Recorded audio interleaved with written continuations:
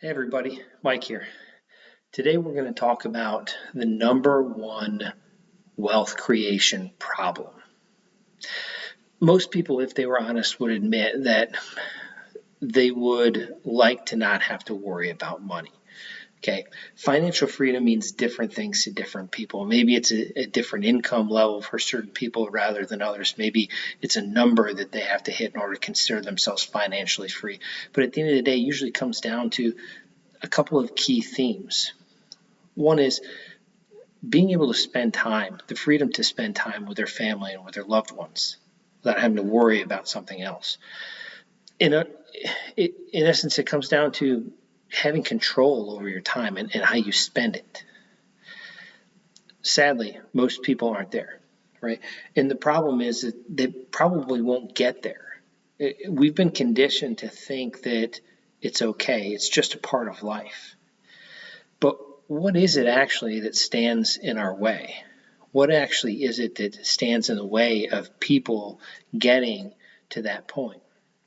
There's one problem out there that prohibits wealth creation, that causes more stress, and minimizes earning potential more than any other problem out there. And that problem is interest. How does interest have such an outsized effect on our lives? Let's look at an average middle-class American male for some insight. We'll use some numbers here to help frame this. Okay, let's say he earns about $60,000 a year. That means after taxes, he's clearing about $43,000. So where does that $43,000 go? Well, about 15% of it, or $6,500, is going to go towards transportation. About 35% is going to go towards housing. That's another $15,000. $17,500 is going to go towards the rest of his living expenses. That's about 40% of what he clears. And the remainder is about $4,000 or 10%, and he's going to use that to build some savings. So he's saving 10%, which is good, right? I mean, saving money is always a good thing. But here's the problem. He's not using that money in order to pay for his life expenses. Instead, he saves the 10%, which makes him feel good, but he finances the rest of his life. He finances his other living expenses, sometimes via a car loan, maybe it's a home mortgage or a credit card. This comes at a cost.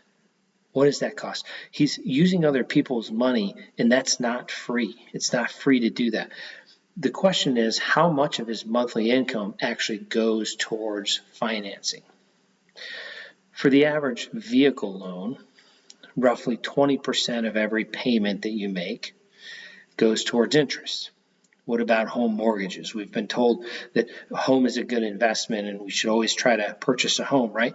And I'm not necessarily debating that, but when you look at the payment itself, especially in the first 5 years of a home loan, nearly 70% of every payment is going to go towards interest. Now, if you're lucky enough to get in at the 3%, 3.5%, your number could be less in terms of a volume perspective. But now that rates are going back up and they're around 5.5%, 6%, you're going to see that in the first 5 years of your mortgage, about 70% of every payment is going to go towards interest. Now, I touched on this in an early post, but most people only look at those interest rates and not the volume of interest. In the case of our friend, in the example, almost 30 cents, 30% of every disposable dollar is going to go towards paying interest to somebody else. Now, let's compare that to what he's saving. He's paying more than 3 times in interest than what he's saving. Now, when he and his friends get together for coffee or maybe a beer, they discuss what their 10% is doing for them. Maybe not right now because the market might be sending it backward, but in a good market, let's say their money earned 10% last year. Not bad, right? Here's the problem again. They earned 10% on the $4,000 of savings, which is $400. Meanwhile, he has close to $13,000 that's being paid to somebody else in the form of interest. Can you see how this is a wealth killer? Private family banking is all about taking those payments, it's fixing the problem. It's taking those payments that are going to somebody else and turning it into money that's working for you and helping you rather than hurting you. So in the next post, I'll show you how this can work in practice. If you like what you're seeing, please like, subscribe, hit the bell, share this with your friends. We're going to try to drive up the subscriber list so that more people can hear these messages that I'm trying to communicate. Until next time, we'll see you.